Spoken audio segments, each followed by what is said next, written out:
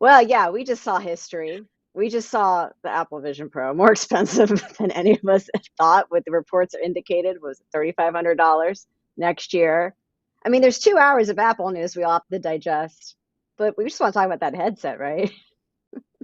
Yeah, that I'm still in shock that it happened. Like I know that like the rumors are usually true, but I was like, really? Like we've been talking about it for so long, and it's here, and it's like cool and creepy all at once.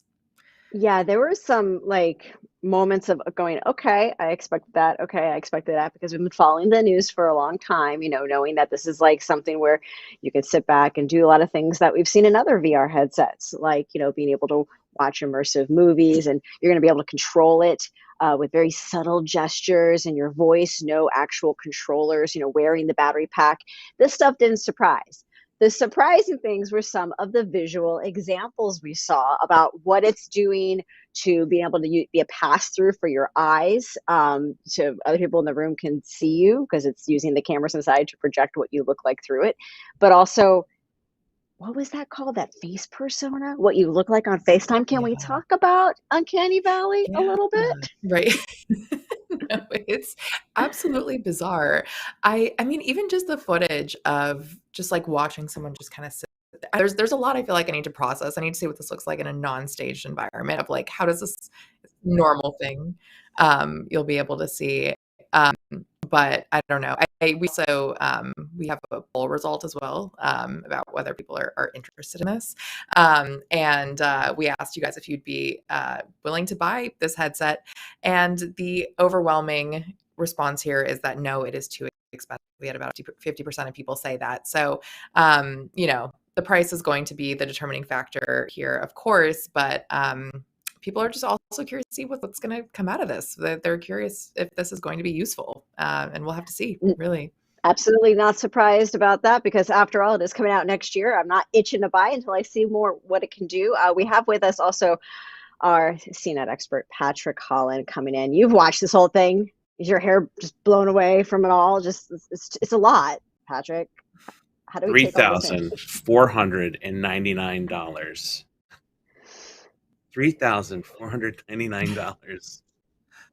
That's I don't know. It's just that the eye thing is weird, and $3,499. If you say I, it enough times, it'll become normal, I think. Just to like repeat it.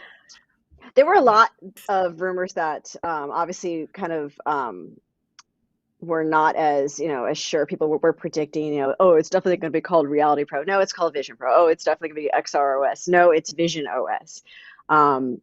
But Apple, in this 2 hour presentation, definitely spent the majority of that time, like about an hour or so, like really talking about every single aspect of what it can do, kind of like throwing a general picture out there, starting with how you'll be consuming media. We saw Bob Iger, CEO of Disney, take the stage, talking about how he's interested in seeing how he can bring Disney, more personalized to people in their homes. I think one of the key takeaways, I was like, oh, imagine if you could bring Disney World into your home. I'm like, the thing I like about Disney World is that I don't want to put a VR thing on my face, but I see where they're getting at. So they're going to be experimenting, and Disney Plus is going to be the first thing on day one, or Disney Plus is going to be available on day one, they said, with more things to come and announced. But then another big part of the presentation was working. Lots of talk about all these different screens you could just have surrounding you from 360 as you worked. And it was just more and more, here's what you could do. Now, developers have at it, but those examples of how you communicate with someone with it, that's what made all of us kind of go, wait, what? Mhm.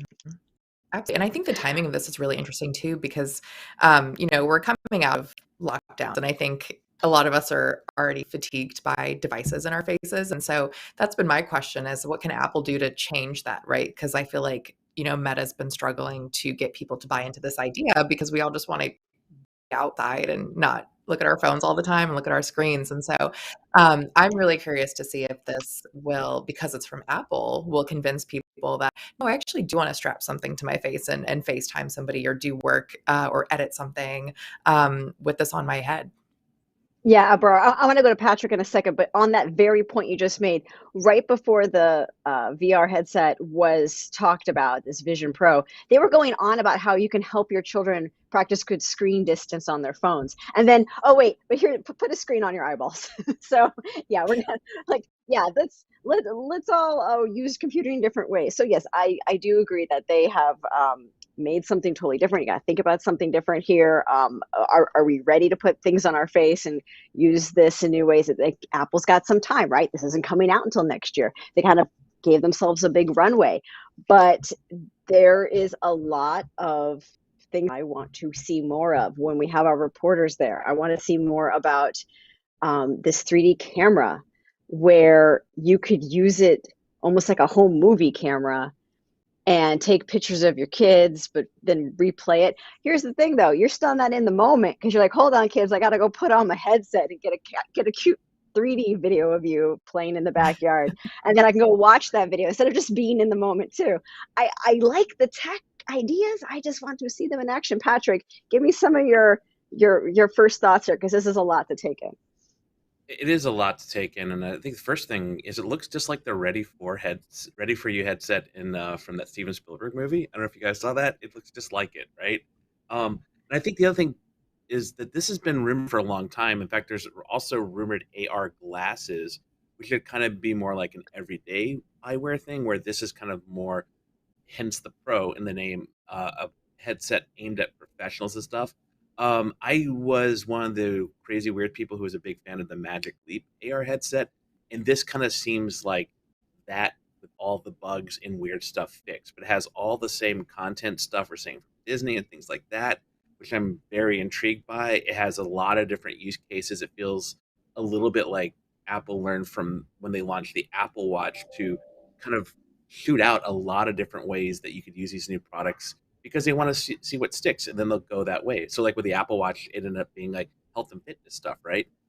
Whereas initially it was like there was like fashion, high fashion, and the idea that you can get like a gold Apple Watch, all this stuff that's gone away largely. I think the same thing's going to be true with this headset. That once they see how people are using it, or if it's being more used in like enterprise and business situations, though I don't know how many kids are at the office blowing bubbles. That might be another question to be had. I think then that's kind of what we'll see this drift towards. But it's an interesting idea. I don't know if it's everyone's talking about it being like an iPhone moment. Aside from him saying one more thing, this really isn't an iPhone moment. It's just a new category they're expanding into, one that's been tried and true by lots of other companies. Same kind of playbook Apple always does with that. But kind of curious to actually try it out. I know we'll have our own Scott Stein, I think, is at Apple at the keynote, and hopefully he'll report back what it's like to put it on your head, what it's like to use. I think the thing that really shocks me the most, there's a lot of weird things, is the fact that it doesn't have a physical controller. It's actually using your hands to manipulate things versus having to hold on to like a controller or two controllers for like a left and right like you do on other headsets. So I think So how would that alone, gaming work out with that, right? Like how would or would are we they, gonna or be? yeah. No, you're beating me to the punch here, Bridget. Yeah, it's just stuff like gaming. You could see them maybe supporting controllers for that could be made by third parties, a lot like how they do for the Apple TV and stuff like that. So it's curious. It seems like there's a lot of possibilities for the ecosystem in terms of not only accessories and apps and uses, and Apple's just kind of trying to throw a lot of things at the wall and see what sticks. Yeah, there was some cool things. Like we're watching now, she's doing very subtle movements to like almost keeping the hand by her lap to like expand and control things. And I was finding that impressive because in other VR headsets, you're kind of doing the Minority Report. Like I got my hand right in front of me. Let's, same with like what Microsoft had too.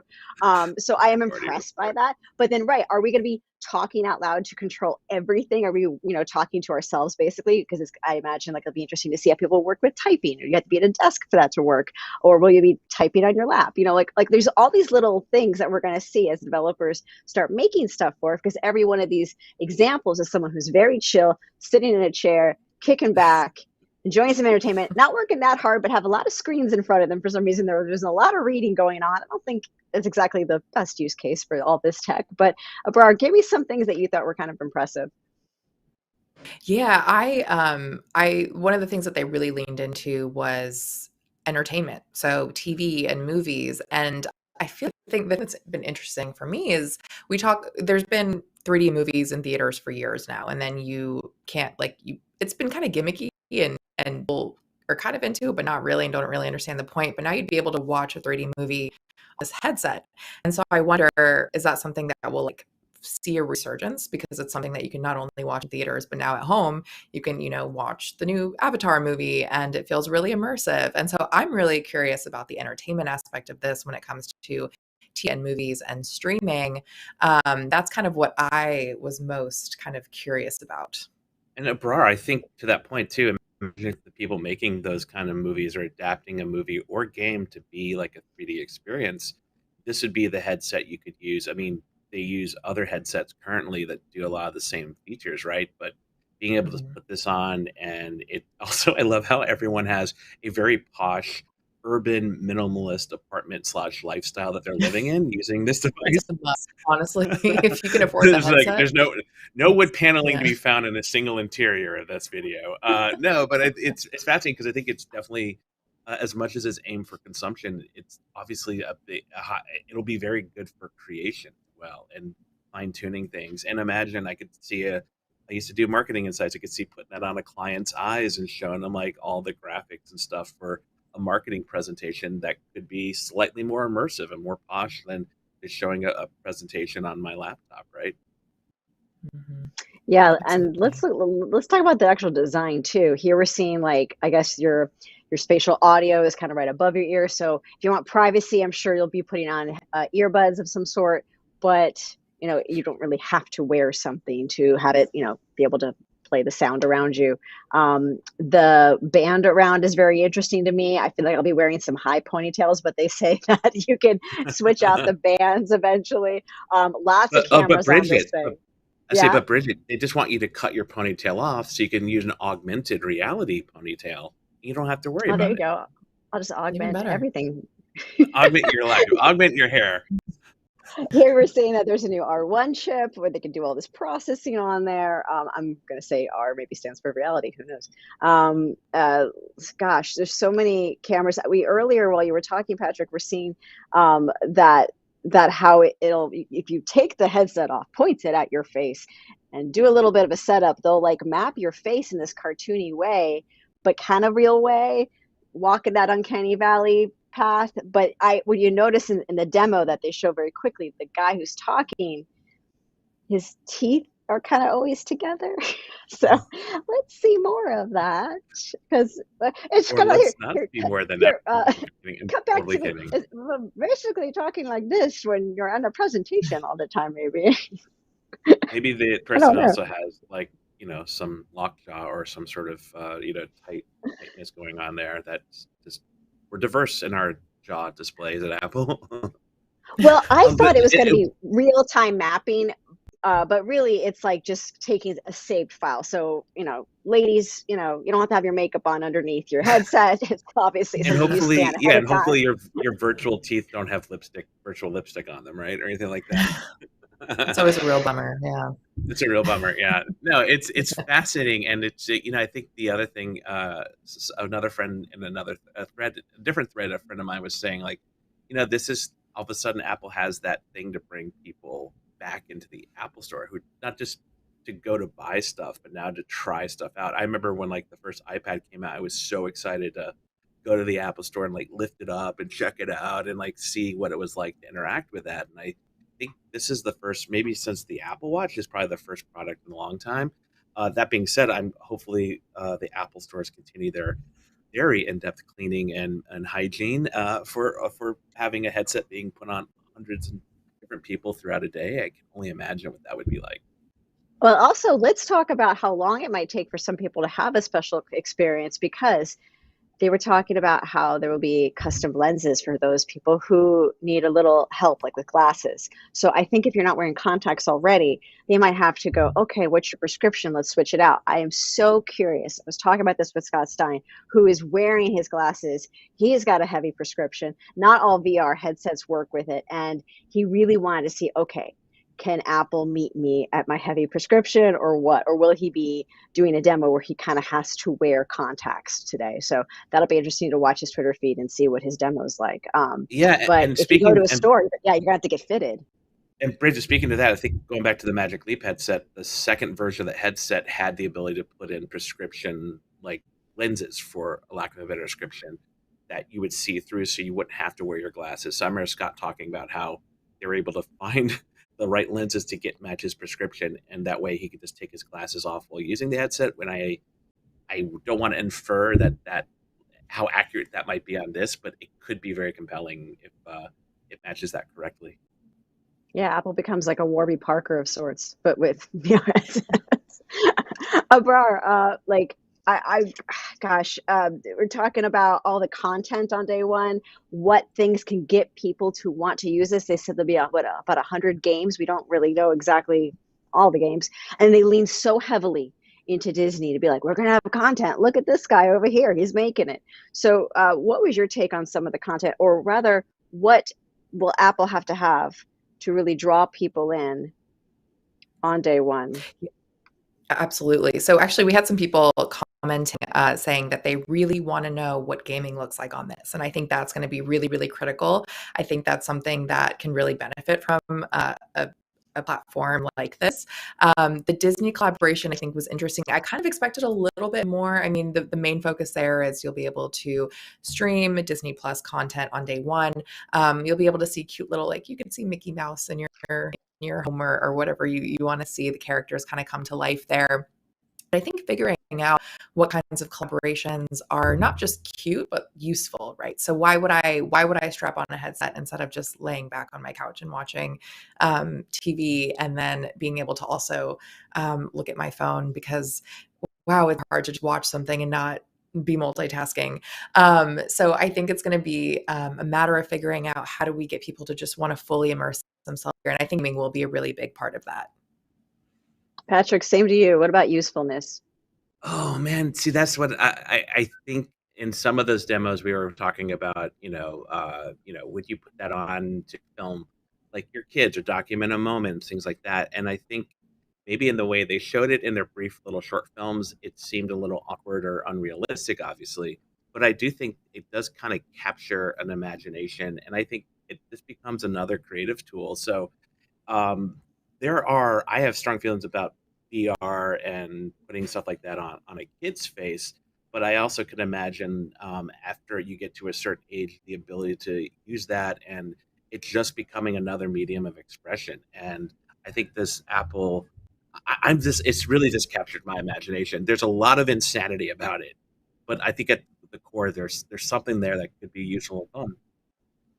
Yeah, Apple and creators definitely a strong thing. Let's just quickly go over the other non-headset stuff while What? There's process other this. We're gonna, things? yeah. I mean, gosh, we got a 15-inch MacBook Air. We got a Mac Studio update. We got a Mac Ah, Pro. ah, ah, And that was like in the first 18 ah. minutes. It was like boom, boom, boom, new computers. And then, oh yeah, let's get into the software too, right? So there's iOS 17. Patrick, I want you to help me out with some of the things that while you're taking notes, because I have pages of notes here. What are some of the things in iOS 17 that kind of stood out to you? Here's some video they're going to be rolling on, but there was a lot here. There is a lot, and I am not going to try to memorize everything. So I'm going to look at a story that I am in process. I think the first thing they led with was the idea of contact posters, essentially taking a contact card, applying kind of like that lock screen we got last year with iOS 16, and merging it. So you have really attractive looking cards and nice like typography and font, but it's using like a photo or an emoji of someone as that contact card. And of course, they renamed it contact posters. And because of that, if you want to share that, AirDrop is getting a little easier with iOS 17.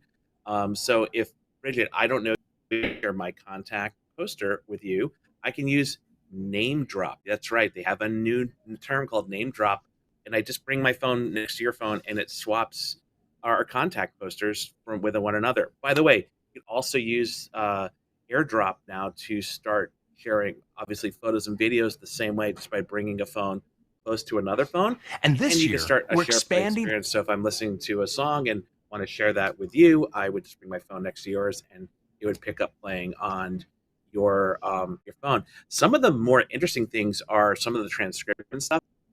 So like right now, I grew up in the '80s. My dad totally had an answering machine, and when someone would leave a message, he would like live listen in on the message and decide whether like to pick up. Like, oh, sorry, Oh this yeah, is- all I'm right. right there with you. I'm with you Everyone there, right? screen the phone call. Screen the phone We call. now have the digital equivalent. It's called live voicemail. So when someone calls you and is leaving a message, you get to see a live transcription in real time as they're leaving your message, which is like all the like '80s kids are like, yes, I know what this is. This is basically screening your voice messages. And what I loved about it is it's powered by the neural engine, right? So it's using all this technology for something very just human and ridiculous.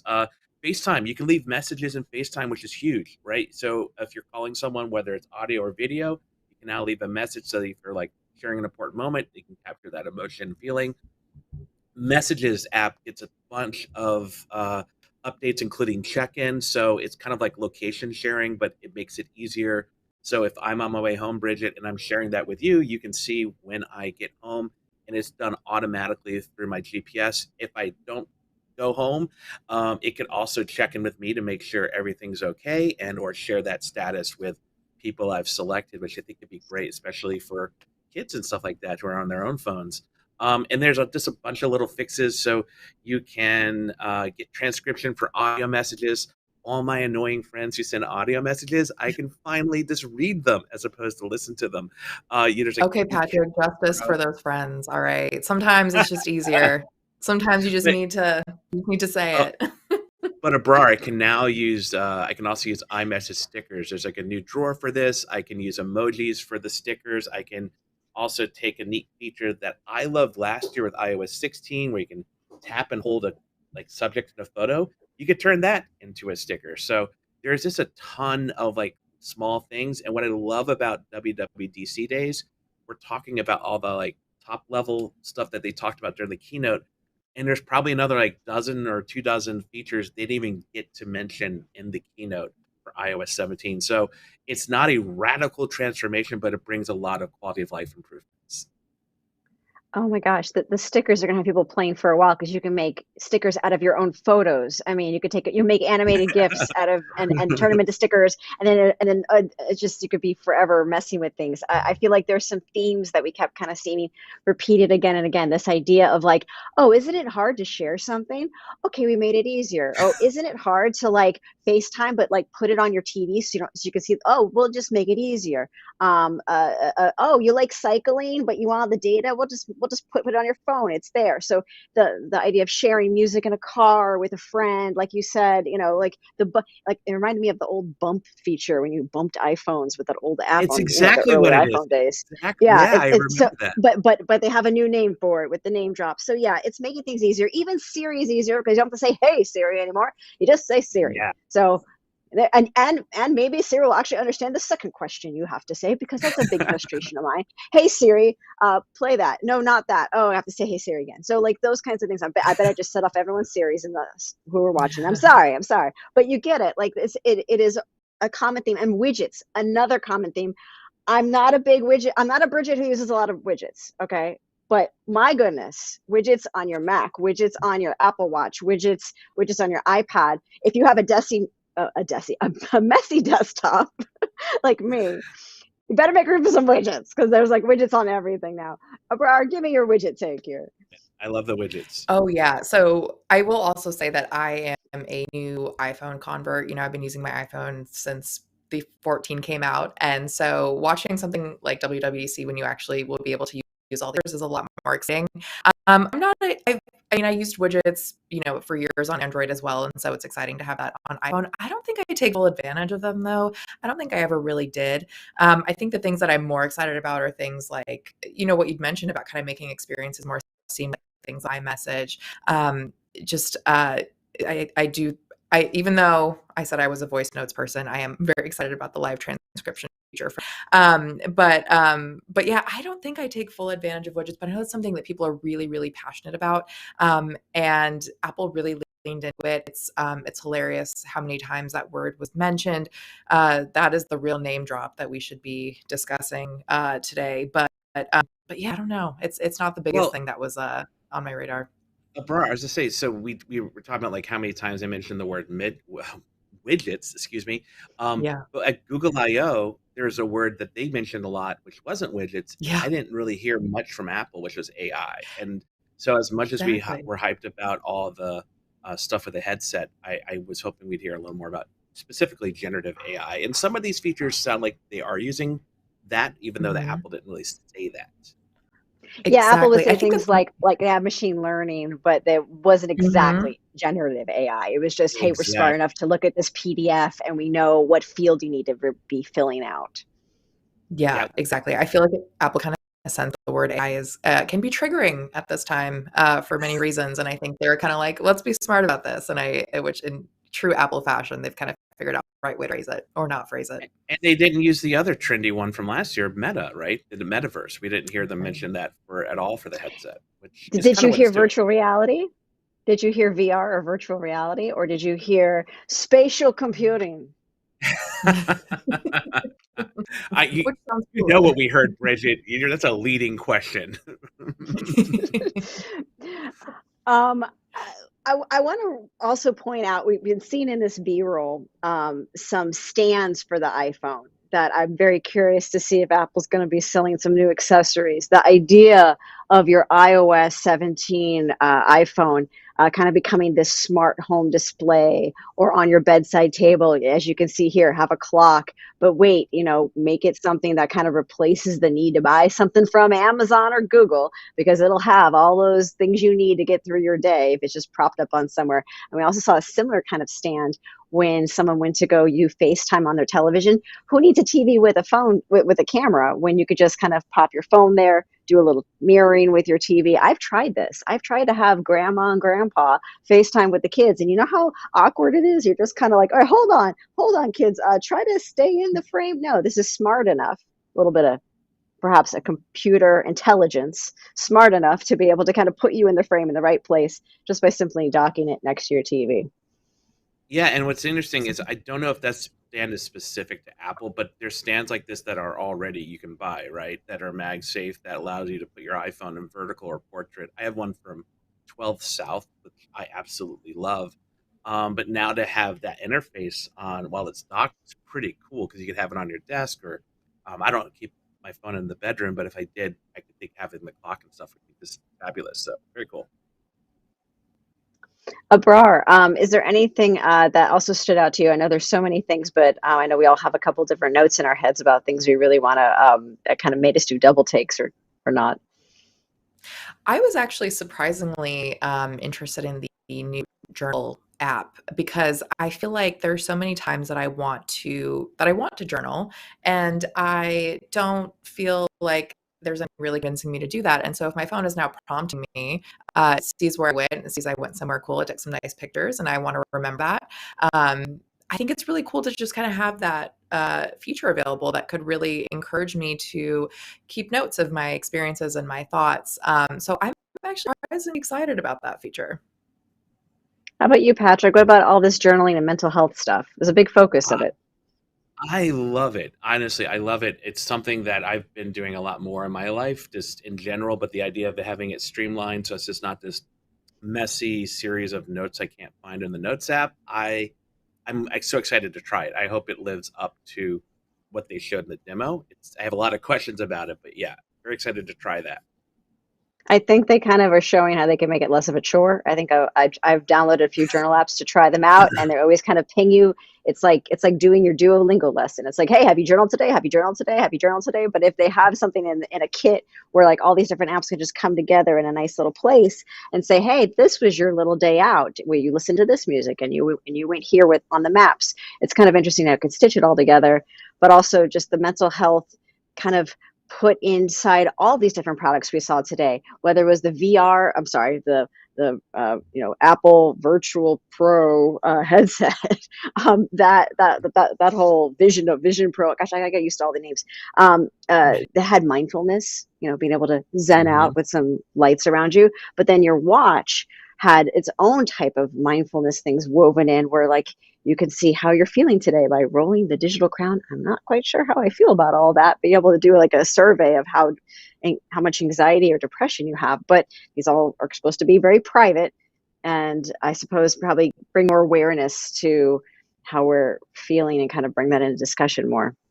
When I think with the rise of And like, especially online therapy during like the pandemic, that people got really used to seeing therapists and life coaches through apps and stuff. I think something like this speaks volumes to that. And if you've ever used some of those apps, which are pretty good, they're a little finicky when working on an iPhone, or especially if you jump to that other system of phones called Android. But yeah, Abrar, what were you going to say?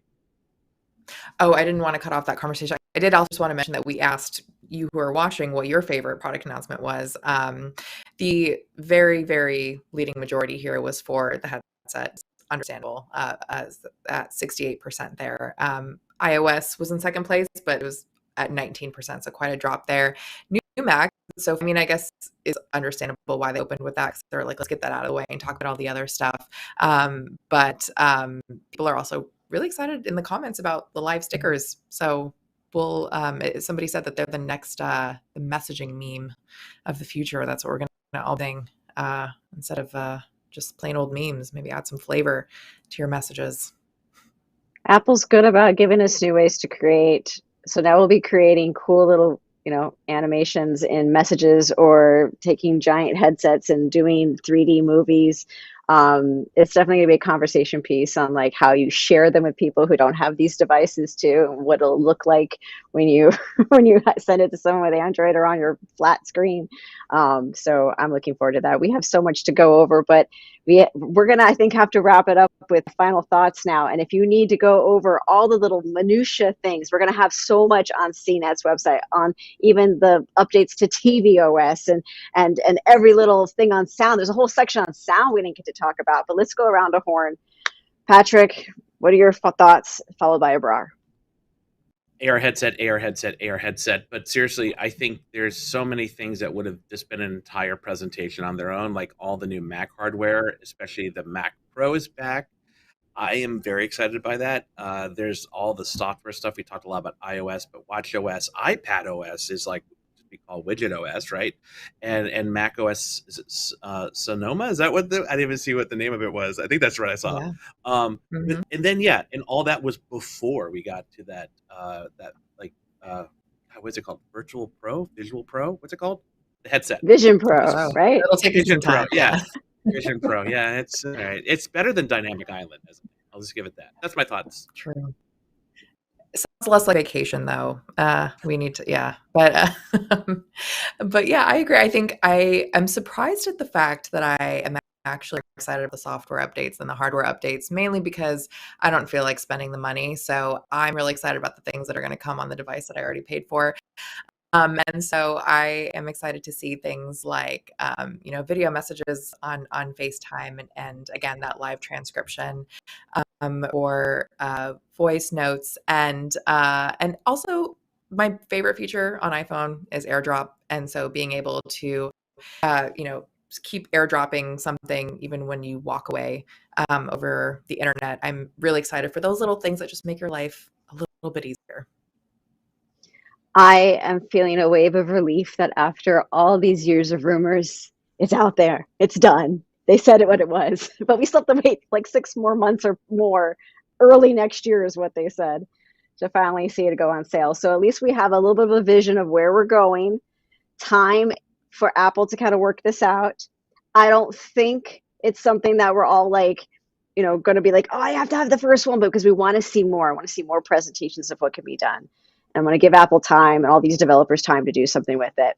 And in the meantime, I am more excited to see Apple focus on common sense, helpful things in these software updates, making your life a little easier with sharing things. So you're not sitting there fumbling for, wait, how do I send you this file and this thing? It just kind of feels a little more sensible. These updates for real world problems just kind of smoothing themselves out a bit. So that was very nice. I want to thank everyone for joining me. Thanks, Patrick. Thanks, Abrar. Thanks earlier in the pre-show to Scott and Dan and Lisa. Be sure to stick with CNET. Subscribe on YouTube. We're going to be covering this one for a while. Thanks for watching, everyone. Catch you next time.